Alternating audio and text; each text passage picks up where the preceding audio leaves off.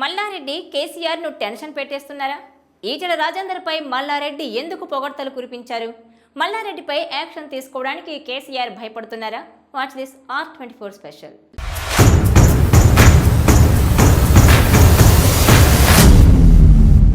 అంత పెద్ద గుమ్మడికాయ సైతం కత్తిపేటకు లోకువే అన్నట్లుగా కొందరు నేతలు ఆయా పార్టీల అధినేతలకు ఒక పట్టాన అంతుచిక్కని రీతిలో వ్యవహరిస్తుంటారు.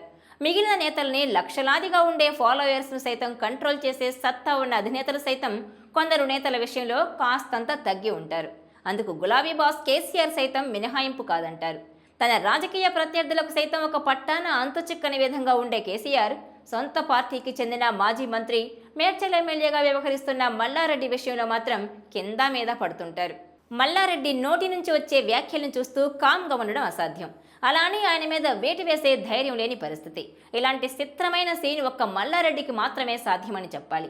తాజాగా ఒక పెళ్లి వేడుకలో ఎదురుపడ్డ ఈటెల రాజేందర్ను ఆప్యాయంగా పలకరించిన మల్లారెడ్డి పనిలో పనిగా నువ్వే గెలుస్తున్నావన్నా అంటూ చేసిన వ్యాఖ్యలు వైరల్గా మారడం తెలిసిందే.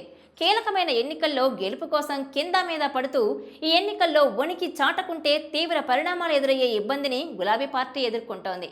ఇలాంటి వేళ సొంత పార్టీ అభ్యర్థిని వదిలేసి ప్రత్యర్థి పార్టీకి చెందిన ఈటెల రాజేందర్ను ఉద్దేశించి మల్లారెడ్డి చేసిన వ్యాఖ్యలు తీవ్ర చర్చకు తెరతీశాయనే చెప్పాలి.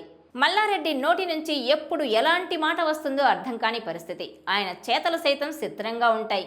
ఆ మధ్యన కర్ణాటక రాజధాని బెంగళూరుకు వెళ్లిన మల్లారెడ్డి ఆ రాష్ట్ర డిప్యూటీ సీఎంను కలవడం, కాంగ్రెస్ పార్టీలో చేరేందుకు రంగం సిద్ధం చేసుకోవడం తెలిసిందే.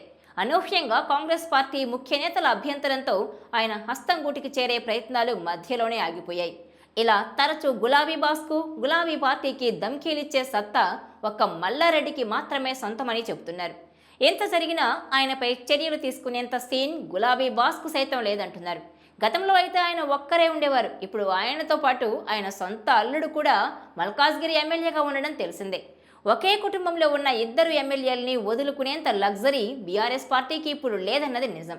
అందుకే పంటి కింద రాయిలో ఉండే మల్లారెడ్డి మాటల్ని భరించుకుంటూ ఉండడమే తప్పించి మరి ఇంకేమీ చేయలేరన్న మాట గులాబీ తోటలో ఆసక్తికర చర్చగా మారింది.